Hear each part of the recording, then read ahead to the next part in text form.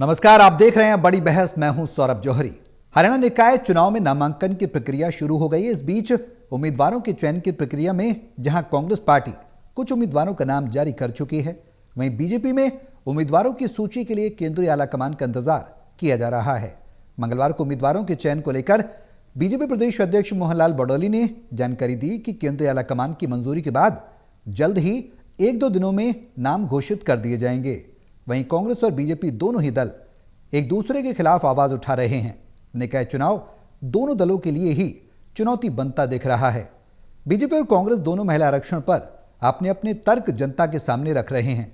वहीं दूसरी तरफ बीजेपी के उम्मीदवारों की सूची जारी होने में थोड़ा समय लग रहा है।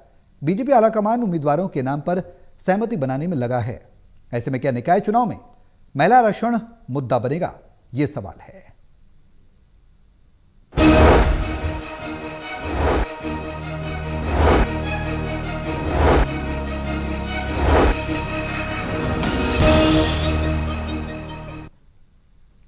तो सदन में हमने देखा किस तरह से महिला आरक्षण बिल को लेकर भारी संग्राम देखने को मिला। उसके बाद अब सड़कों पर बीजेपी जहां कांग्रेस पर महिला विरोधी होने का आरोप लगा रही है, जगह जगह अलग अलग राज्यों में हम देख रहे हैं, चाहे लखनऊ हो, चाहे दिल्ली हो, उत्तर प्रदेश हो, उत्तर प्रदेश की राजधानी लखनऊ हो, या फिर दिल्ली हो, या फिर अलग अलग राज्य, वहां पर बीजेपी बड़े स्तर पर विरोध प्रदर्शन कर रही है। कांग्रेस की वो जो महिला विरोधी नीति है उसको कहीं ना कहीं उसको ढाल बनाने का, इस्तेमाल करने का एक तरीका अपना रही है। अब ऐसे में विपक्ष ये कह रहा है कि वो महिला विरोधी नहीं है, महिलाओं के आरक्षण के पक्ष में, लेकिन जिस तरह से सरकार ने मंशा बनाई थी उसको लेकर कई सवाल उठ रहे हैं।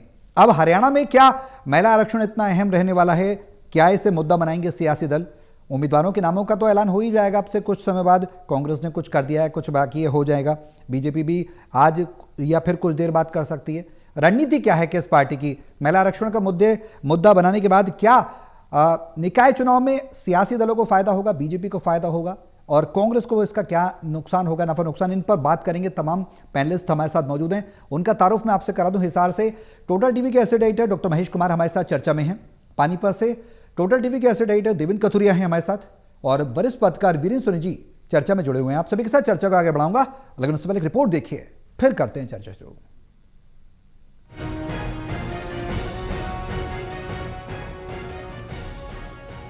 हरियाणा निकाय चुनाव में नामांकन की प्रक्रिया शुरू हो गई है। इस बीच उम्मीदवारों के चयन की प्रक्रिया में जहां कांग्रेस पार्टी कुछ उम्मीदवारों का नाम जारी कर चुकी है, वहीं बीजेपी में उम्मीदवारों की सूची के लिए केंद्रीय आलाकमान का इंतजार किया जा रहा है। उम्मीदवारों के चयन को लेकर बीजेपी प्रदेश अध्यक्ष मोहनलाल बडौली ने जानकारी दी कि केंद्रीय आलाकमान की मंजूरी के बाद ही जल्द ही 1 से 2 दिन के अंदर नाम घोषित कर दिए जाएंगे।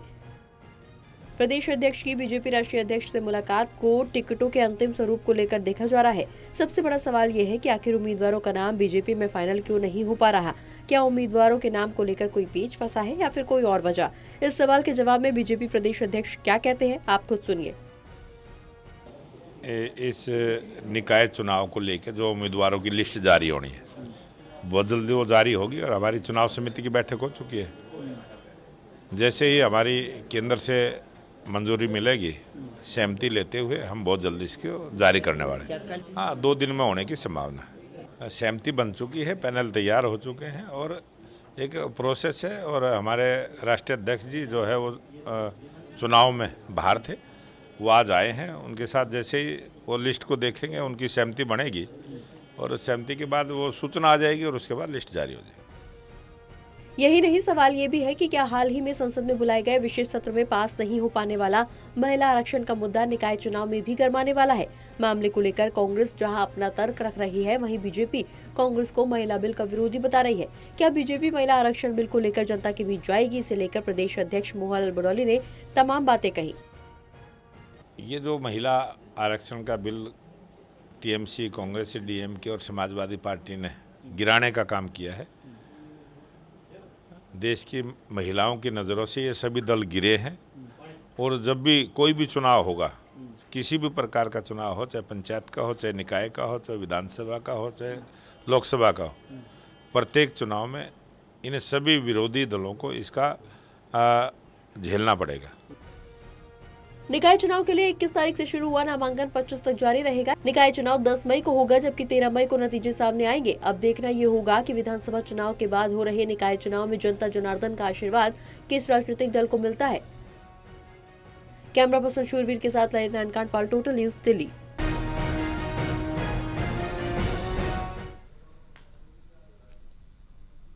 तो निकाय चुनाव को लेकर किस सियासी दल की क्या तैयारियां हैं, बीजेपी के अंदर क्या चल रहा है, ये बेहद अहम सवाल है। हम लगातार चर्चा कर रहे हैं निकाय चुनाव को लेकर। बेहद अहम चुनाव होने जा रहे हैं क्योंकि बीजेपी वक्त भी ले रही है, समय भी ले रही है, शायद उम्मीदवारों के सटीकता का वो अनुमान लगा रही है, कयास लगा रही है, और फिर जाति समीकरण साधना भी, एक संतुलन बनाना भी बेहद महत्वपूर्ण है। देवेंद्र, शुरुआत में चर्चा की आपसे ही कर रहा हूं।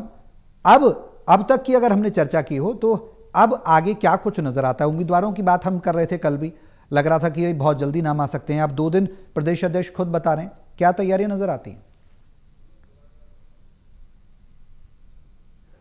हरियाणा में 7 जगह निकाय चुनाव होने, 7 में 3 नगर निगम है, जो मतलब कड़ी परीक्षा है बीजेपी कांग्रेस की। 3 मतलब नगर निगम जहां मेयर, सीनियर डिप्टी मेयर और मेयर के पद हैं, तो 7 जगह है। 3 तो हो गए सोनीपत, पंचकुला, अंबाला, ये नगर निगम।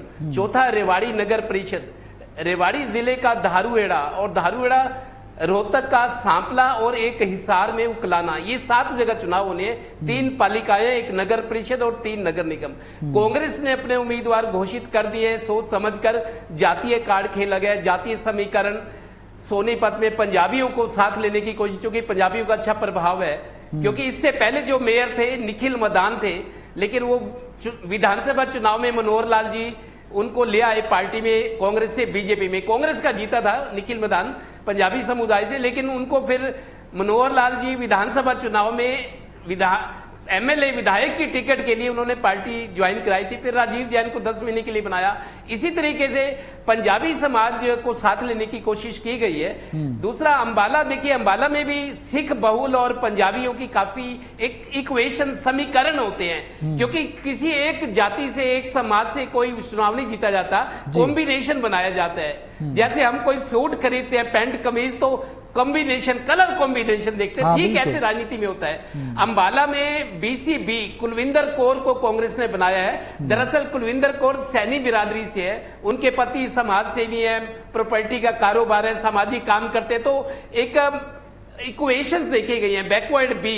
और पंचकुला में सुधा भारद्वाज को, सुधा भारद्वाज चूंकि ब्राह्मण समुदाय से, ब्राह्मण, पंजाबी और बैकवर्ड बी, एक ये इनको नुमाइंदगी देने की कोशिश की गई है, इनके साथ बाकियों को लेकर चलने की। जहां तक बीजेपी की बात है, अभी जैसे मोहनलाल बड़ोली कह रहे थे, जहां तक मेरे को खबर है सौरभ, थोड़ा सा घमासान की स्थिति जरूर है, क्योंकि बीजेपी का टिकट मेयर पद के लिए 3 जगह मेयर के चुनाव है, उनके बाद सीनियर डिप्टी मेयर भी बनेंगे वो बाद में, लेकिन डायरेक्ट चुनाव है। तो बीजेपी में खींचतान जरूर है, क्योंकि बीजेपी का टिकट प्रीमियम टिकट है, और माना यह जा रहा है जिसको टिकट मिलेगा बीजेपी का, उसकी जीतने की संभावनाएं ज्यादा है, क्योंकि परिस्थितियां बीजेपी के अनुकूल है, सरकार है, मजबूत संगठन है, पूरी फौज है प्रचार के लिए। रणनीति जो होती है, मेरे को लगता है कांग्रेस से ज्यादा, कांग्रेस गुटबाजी में उलझी है, बहुत सारी समस्याएं हैं। तो बीजेपी का टिकट पाना, आप ये मानिए 80%, 70% ही गारंटी है कि बीजेपी का चुनाव जीत सकता है। हालांकि कांग्रेस भी इस बार पूरा जोर लगाएगी। तो कुल मिला के आज जैसे प्रदेश प्रभारी मोहनलाल बड़ोली आज राष्ट्रीय अध्यक्ष से मिले हैं, बता रहे कि आला कमान तक सूची पहुंची है, एक सहमति बनाई जाएगी। अपने लेवल पे नहीं कर सकते, क्योंकि कोई जो लोग नाराज हैं, जो टिकट की लाइन में है, वो कहीं रिएक्शन ना करे। तो हाईकमान की तरफ से ये सूची आई है, ये प्रभाव छोड़ने की कोशिश की जाएगी, ताकि बीजेपी में कोई प्रतिक्रिया ना हो। तो कांग्रेस ने अपने पत्ते खोल दिए हैं मेयर पद के लिए। अब कल से, आज 21 तारीख है, आज से नामांकन शुरू हुआ है। 21, 22, 23, 24, 25 5 दिन के लिए। संडे की छुट्टी रहेगी और सोमवार आखिरी दिन रहेगा। तो मामूली आप देखिए 15-18 दिन का चुनाव है, लेकिन बहुत अहम चुनाव है बीजेपी के लिए, कांग्रेस के लिए, मेयर पद का चुनाव खासतौर पर। महेश, क्यों वक्त लग रहा है? बीजेपी उम्मीदवार नहीं दे पा रही, मंथन बड़ा चल रहा है, उम्मीदवारों के नाम क्यों नहीं आ पा रहे हैं? ऐलान करने में क्या समस्या पैदा हो रही है? अंदर खाने अगर हम टटोलने की कोशिश करें तो क्या कुछ नजर आता है?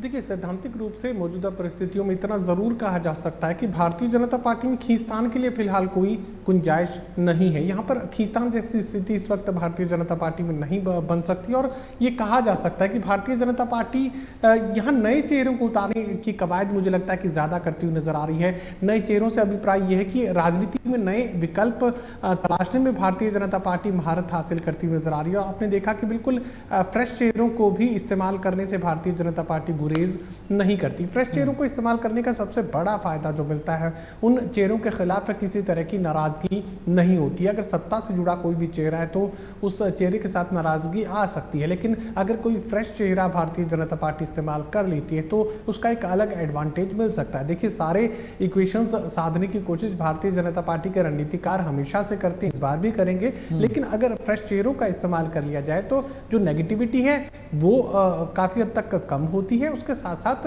जो भारतीय जनता पार्टी का एक अपना लक्ष्य भी है कि युवा नेतृत्व को उभारने की कोशिश उनकी तरफ से की जा रही है। युवा नेतृत्व कैसे तैयार हो, इसको लेकर भारतीय जनता पार्टी पहले से काफी संजीदा नजर आ रही है और ये कोशिश लगातार बीजेपी के लोग कर रहे हैं कि अब जो नया नेतृत्व भारतीय जनता पार्टी को पैदा करना है, जो भविष्य की राजनीति के लिए पैदा करना है, उसके लिए क्या कुछ विकल्प साधे जा सकते हैं। ये तो मानकर चलिए कि खींचतान जैसी स्थिति भारतीय जनता पार्टी के लिए नहीं है और कोई देरी वाली बात भी फिलहाल ये नहीं कहा जा सकता कि उम्मीदवारों के चयन में बीजेपी कहीं कोई देरी कर रही है। अब तक तो किसी तरह का इलेक्शन को कोई मैनेजमेंट, कोई इलेक्शन को लेकर प्रचार प्रसार कुछ भी ऐसा अब तक शुरू नहीं हुआ। तो मानकर चलिए कि अभी कोई देरी बीजेपी के लिए नहीं हुई है। मुझे लगता है कि नए चेहरों का इस्तेमाल शायद एक बेहतर विकल्प भारतीय जनता पार्टी मान सकती है, लेकिन बीजेपी को लेकर हमेशा से एक बात कही जाती है कि जिस नाम की चर्चा है वो नाम तो नहीं होगा। खुद मोहनलाल बड़ोली ने बात कही थी कि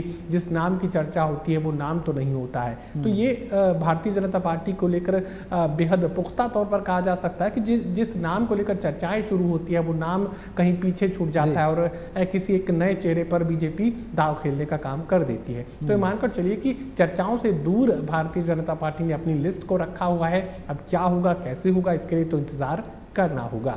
बिल्कुल जाहिर सी बात है, अब देखना होगा कि आने वाले समय में क्या कुछ पार्टी की रणनीति रहती है, कितनी तैयारियां हैं, वो ज़मीनी स्तर पर क्या है। वीरेंद्र जी, अब सवाल यह है कि एक सबसे बड़ा मुद्दा है, आपने भी देखा, हमने भी देखा, हम अक्सर चर्चा भी करते रहते हैं, लेकिन इस बार एक नया मुद्दा है और नया भी नहीं कहेंगे इसको, पुराना ही कहेंगे, महिला आरक्षण का मुद्दा। इस बार निकाय चुनाव में क्या गूंजेगा ये मुद्दा? देखिए, जितने दिन जीता है इस मुद्दे को बुलाने का प्रयास तो करेंगे जी, लेकिन ये मुद्दा बनेगा नहीं। मुद्दा क्यों नहीं बनेगा? जो स्थानीय निकाय चुनाव होते हैं वो स्थानीय समस्याओं पर ही लड़े जाते हैं, बिल्कुल, उनका राष्ट्रीय मुद्दों से कोई लेना देना नहीं होता। अब देखिए, जितने भी अभी पार्षद बने हुए हैं या कहीं मेयर बने हुए हैं, अगर वो महिला है तो सारा संचालन तो उनके पति करते हैं। तो पार्षद पति ये प्रचलित शब्द है, तो मतलब देखिए महिलाओं को ये जरूर है कि चुनाव तो लड़ाया जाता है, लेकिन उनके अधिकारों का प्रयोग कोई और करता है। तो महिला सशक्तिकरण की बात तो सिर्फ नारों तक, वादों तक सीमित है। अगर हम वास्तव में देखा जाए तो ये उल्टा होता है। और ये देखिए, अगर इस मुद्दे को बनाया जाएगा तो इसका कोई लाभ नहीं है, आम मतदाता पे इस पे कोई प्रभाव नहीं है। मतदाता का प्रभाव इस बात पे है कि उसके क्षेत्र का विकास कौन करा सकता है, उसके इलाके की समस्याओं को हल करने के लिए किसकी क्या प्राथमिकता है, और जिसका सरकार है उससे किस तरह का अनुदान ला सकता है। अब मान लीजिए, अगर कांग्रेस ने अपना घोषणा पत्र बनाने की कमेटी बनाई हुई है, वो जो घोषणाएं करेंगी वो कैसे पूरा कर पाएंगे? बिल्कुल, घोषणाएं जो होंगी वो तो राज्य सरकार के स्तर पर होती है। जो नगर निगम है या नगर परिषद है वो तो अपने आप में इतना सशक्त होता नहीं, उसके पास तो अपने आर्थिक संसाधन भी नहीं होते, उसे राज्य सरकार पर निर्भर रहना पड़ता है। तो इसलिए ये जो मुद्दा रहेगा महिला आरक्षण का, इतना निकाय चुनाव में प्रभावी नहीं रहेगा।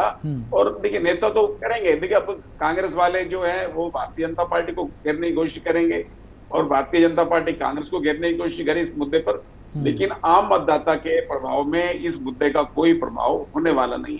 देखिए, अब क्या है कि हरियाणा में क्या व्यवस्था है, अब जब से मेयर का चुनाव प्रत्यक्ष हुआ है, यानी सीधे हुआ है, सीधे जनता चुनती है। अब मेयर का तो 5 वर्ष का कार्यकाल हो गया। अब मेयर तो 5 जब चुनाव जीतने के बाद सुनिश्चित हो सकते हैं कि उसे तो कोई हटा नहीं सकता, तो वो तो अपने कार्यकाल के प्रति निश्चिंत होकर अपना काम करते हैं।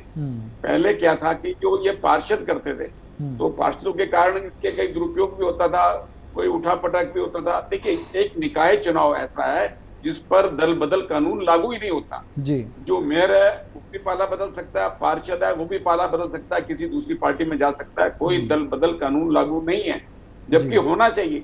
ये एक चर्चा का और बहस का विषय है कि जब दूसरे चुनाव के अंदर ये दल बदल कानून लागू है तो निकाय चुनाव में लागू क्यों नहीं है जी। इसको लागू होना चाहिए। हिमाचल में लागू किया है तो, लेकिन हरियाणा में इस दिशा में पहल क्यों नहीं की गई जी।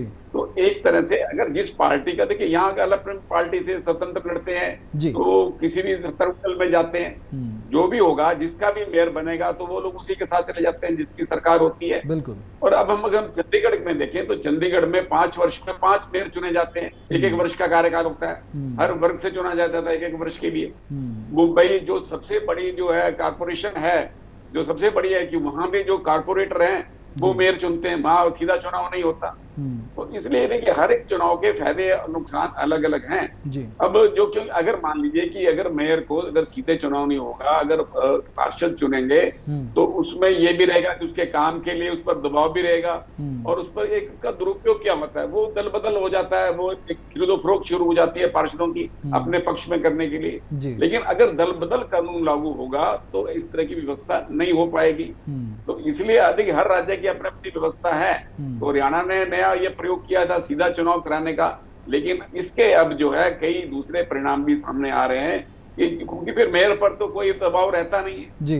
वही 5 वर्ष तक तो अपने कार्यकाल के लिए निश्चिंत हो जाते हैं, कोई जनता का दबाव नहीं रहता, वो काम करे ना करे निष्कर्ष उसको पता है कि मुझे कोई हटाने वाला है नहीं। बिल्कुल। तो इसलिए हर एक प्रयोग के अलग अलग हैं, मायने हैं। लेकिन अब जो ये महिला आरक्षण का है ये सिर्फ चर्चा तक, भाषणों तक सीमित रहने वाला है। आम मतदाता को तो अपने क्षेत्र के विकास से लेना देना है, उसकी यहाँ सफाई हो, पेयजल आपूर्ति अच्छी हो, सड़कें अच्छी हो, तो उसको तो यही लेना देना है, उसके इलाके के अंदर और विकास हो। सिर्फ प्राथमिकता हर मतदाता की यही रहता है। और कुछ मतदाता प्रलोभन में भी आते हैं, वो हर समय जो अपने आर्थिक प्रलोभन या किसी अन्य प्रलोभन को देखकर वोट डालते हैं। ये पहले से चली आ रही परंपरा है, इसको कोई बदल नहीं सकता। तो ये माना जाएगा कि स्थानीय मुद्दे ही हावी और प्रभावी रहते हैं, स्थानीय मुद्दों पर ही निकाय चुनाव लड़े जाते हैं। जी वीरेंद्र जी, बेहद अहम सवाल है जिसका जिक्र हम अक्सर करते भी रहे और आज भी हमने किया, महेश ने भी जिक्र किया, देवेंद्र ने भी उस बात का जिक्र किया। अब सवाल वो ये है कि जो फ्रेश फेसेस की बात की जा रही है, बीजेपी में लेकर आए जाएंगे फ्रेश फेसेस, वो कौन कौन से हो सकते हैं इसका तो आकलन ही कर सकते हैं हम, फाइनलाइज तो नहीं कर सकते क्योंकि ये बंद पेटी में बंद जादू की पिटारे की तरह होता है कि भाई नाम खोलेंगे कुछ नहीं पता लगता, पार्टी के नेताओं को पता नहीं लगता कि क्या तैयारियां चल रही हैं अंदर खाने। किस तरह का बैलेंस देखने को मिलेगा? जो जातीय बैलेंस हमने देखा है कांग्रेस के अंदर, अभी जो मेयर पद के उम्मीदवार कांग्रेस ने घोषित किए हैं उसमें उस तरह का बैलेंस देखने को मिलेगा या फिर कुछ और बड़ी रणनीति हो सकती है बीजेपी की? और दूसरा सवाल यह है सर, वो देरी का जो जिक्र हम अक्सर कर रहे हैं कि बीजेपी देर लगा रही है, उसमें पार्टी की रणनीति क्या कुछ नजर आती है? देखिए, जो देरी का कारण है वो प्रक्रियागत है जी, कि प्रदेश की चुनाव समिति या प्रदेश की टोली उम्मीदवारों का जो चयन तो कर सकती है लेकिन घोषणा करने में सक्षम नहीं है। वो चयन क्या, वो जो एक पैनल तैयार करके भेजते हैं, हाईकमान को भेजते हैं, तो उसमें पक्ष विपक्ष दोनों होता है। अब राष्ट्रीय अध्यक्ष और राष्ट्रीय संगठन मंत्री और प्रदेश के अध्यक्ष और प्रदेश के संगठन मंत्री 4 लोग बैठकर ये तय करते हैं कि उसमें हमने किस जाति को उम्मीदवार बनाना है, किस व्यक्ति को उम्मीदवार बनाना है। प्रदेश चुनाव समिति से ये सिफारिश आई है और हमारा आकलन ये है। तो इसके आधार पर होता है, मतलब एक प्रक्रिया है जी। भारतीय जनता पार्टी की अपनी एक शैली है, अपना एक काम करने का तरीका है, ये सब उसी के अनुसार होता है, यहाँ किसी व्यक्ति विशेष पर निर्भर नहीं होता। तो कांग्रेस में तो कोई ऐसा है नहीं जी, कांग्रेस में इस तरह की व्यवस्था है नहीं। अब ये ठीक है कि जो राष्ट्रीय अध्यक्ष या राष्ट्रीय संगठन मंत्री होते हैं उन्हें स्थानीय कार्यकर्ताओं के बारे में जानकारी होती नहीं, लेकिन जो प्रदेश अध्यक्ष हैं और प्रदेश के संगठन मंत्री हैं वो फीडबैक देते हैं कि हमारी ये राय है और अमुक की ये राय है और ये उम्मीदवार ठीक रहेगा। अब जब आए युवा चेहरों की बात देने की बात है, देखिए जो अंबाला है उसमें तो BCD महिला को टिकट देना ही देना है, वो तो एक महिला को दिया ही जाएगा टिकट। उसके अंदर से तो जो भारतीय जनता पार्टी के पुराने दावेदार हैं तो उनमें कई लोगों से आरक्षण होने के बाद जो है नाम कट गया, अब नए लोग ही उसमें मिलेंगे, अब उसमें कोई नया चेहरा ही आएगा। और पंचकूला के अंदर और सोनीपत के अंदर यहाँ अगर पेच फंसता है जी कि पंचकूला के अंदर अग्रवाल समाज को टिकट देनी है या सोनीपत में देनी है, या सोनीपत में ब्राह्मण को देनी है या पंचकूला में अग्रवाल समाज को देनी है, ये जातीय समीकरण है और जातीय समीकरण के हिसाब से ही पार्टी ने फैसला करना है। तो इसलिए जो भारतीय जनता पार्टी की रणनीति है वो चुनावी संभावना को देखते हुए भी तय की जाती है। ठीक है देवेंद्र, अब दिल्ली कूच और दिल्ली की तैयारियां, दिल्ली के भागदौड़ जो लगातार हो रही है, शीर्ष नेतृत्व आला कमान का इंतजार, केंद्रीय आला कमान का इंतजार हो रहा है बीजेपी उम्मीदवारों की सूची के लिए। क्या ये मान लिया जाए कि निकाय चुनाव का टिकट अब बीजेपी के उम्मीदवारों का दिल्ली से तय होगा? देखिए सौरभ, जैसे किसी कंपनी में जो अधिकारी होते हैं वो सीईओ को कॉन्फिडेंस में लेते हैं कि हम ये काम करना चाहते हैं, इसका फायदा नुकसान ही इसका है। प्रदेश की जो बॉडी है वो सक्षम है, प्रदेश अध्यक्ष है, मुख्यमंत्री है, मनोहर लाल जी हैं, संगठन मंत्री हैं, कोर कमेटी है, वो अपने लेवल पे कर सकते हैं। लेकिन फिर भी जैसे परिवार का मुख्य होते हैं ना, मान सम्मान देने की बात है, हम ये काम समझाना होता है कि ये हम चाहते हैं, ये नाम फाइनल होने चाहिए। आप उनको बताया जाता है, कन्विंस कराया जाता है कि ये चेहरे अच्छी रहेंगे। लेकिन बीजेपी का सीधा मतलब ये है कि जिस चेहरे को चुना जाएगा वो विकास करवा सके, क्योंकि बीजेपी विकास का न्यारा देती है, विकास करवा सके, उसका चेहरा भरोसेमंद हो, और तीसरा लीडरशिप क्वालिटी, ताकि अगर उसको किसी नए चेहरे को मौका देते हैं तो उस लीडर को उभरने का, उसको काम सीखने का, माहौल को अपने में पक्ष में करने का, समझने का, विकास करना, भरोसा जगाना और लीडरशिप क्वालिटी, मेरे को लगता है बीजेपी इन पर तवज्जो देगी। हालांकि हाईकमान को थोड़ा सा कन्विंस करा के मोहर लगवानी होती है कि ऐसा करना ठीक होगा, वो कहते हैं ठीक है, आप पे भरोसा करते हैं, तो एक सिस्टम बना होता है, उस सिस्टम को बीजेपी फॉलो करेगी। लोकसभा में और विधानसभाओं में हम देखते हैं महेश की प्रतिनिधित्व की बात प्रधानमंत्री नरेंद्र मोदी ने कही, और एक आपने बयान भी सुना होगा सदन के अंदर, ये बात प्रधानमंत्री खुद कह रहे थे during the discussion of bill कि अगर ये महिला आरक्षण बिल पारित नहीं भी होता है तो भी राजनीतिक रूप से फायदा मुझे मिलने वाला है। अब क्या वही बयान, उसी की तस्दीक प्रदेश अध्यक्ष मोहनलाल बडौली भी कर रहे हैं? वो कह रहे हैं विरोधियों को झेलना पड़ेगा, महिला आरक्षण बिल पर जिस तरह से कुंठा दिखाई है विपक्ष ने, उनके इस बयान को किस तरह से देखा जाए? देखिए, जरूर यहाँ पर प्रधानमंत्री नरेंद्र मोदी इस बिल को लेकर, महिला आरक्षण बिल को लेकर दोनों ही तरफ से फायदे के सौदे तलाशते हुए नजर आ रहे हैं। प्रधानमंत्री तो हमेशा कहते हैं कि आपदा में अवसर का जो स्लोगन है, मुझे लगता है कि वो प्रधानमंत्री नरेंद्र मोदी का सबसे प्रचलित स्लोगन है कि वो आपदा में अवसर तलाश लेते हैं। अब देखिए कि यहाँ कहीं ना कहीं लगता है कि भारतीय जनता पार्टी के मनोबल में भी कहीं कोई कमी जरूर थी कि महिला आरक्षण बिल वो पास करवाने में नाकाम रहे, वरना भारतीय जनता पार्टी कोई भी बिल पास करवाना चाहे और वो बिल पास ना हो, ऐसा अतीत में देखने को फिलहाल तो एक दशक से ज्यादा नहीं मिला। तो ये मानकर चलिए कि महिला आरक्षण को लेकर भारतीय जनता पार्टी खुद भी कहीं ना कहीं कमजोरी रखना चाहती थी, और चूंकि विपक्ष ने इसके खिलाफ वोटिंग की और विपक्ष इस फैसले के खिलाफ जाने के लिए तैयार था, तो यहाँ दोनों ही तरफ से हमले भारतीय जनता पार्टी बोलेगी। और आने वाले चुनाव में, विधानसभा चुनाव में, उसके बाद 2029 लोकसभा चुनाव, तमाम अलग अलग राज्यों में जब भी चुनाव सामने आएगा, मोदी एक ही बात मन से उठाने की कोशिश करेंगे, महिलाओं के बीच में जाकर देखिए राजनीति में मैं बराबर की हिस्सेदारी, बराबर की सत्ता में भागीदारी महिलाओं को देने जा रहा था, लेकिन राहुल गांधी को यह पसंद नहीं था, सोनिया गांधी को यह पसंद नहीं था, जो है उनके सहयोगियों को ये नागवार गुजर रहा था, महिलाओं को वो आगे नहीं आने देना चाहते। तो महिला विरोधी होने का एक टैग जो है, एक पोस्टर जो है विपक्षी दलों पर चिपकाने की कोशिश जरूर प्रधानमंत्री नरेंद्र मोदी करेंगे, और मुझे लगता है कि कांग्रेस भी काउंटर स्ट्रेटेजी के साथ अब खड़ी है। अब अलग अलग जिला अध्यक्षों को प्रेस कॉन्फ्रेंस करने के आदेश कांग्रेस पार्टी की तरफ से दिए जा रहे हैं, और इस आरक्षण को लेकर क्या कुछ आपत्तियां थी। कांग्रेस पार्टी महिला आरक्षण के खिलाफ नहीं है, लेकिन महिला आरक्षण के नाम पर उसकी आड़ में क्या कुछ परिसीमन को लेकर भारतीय जनता पार्टी करना चाहती थी, उसकी आड़ में क्या कुछ बदला जा रहा था, ये जानकारी अब कांग्रेस पार्टी के जिला अध्यक्ष, उनके प्रवक्ता आने वाले दिनों में मुझे लगता है कि देश को देंगे, क्योंकि अब अपने रंग में बीजेपी इस फैसले को रंगने की कोशिश कर रही है, और इसका तोड़ अब विपक्षी दलों को ढूंढना है। और सबसे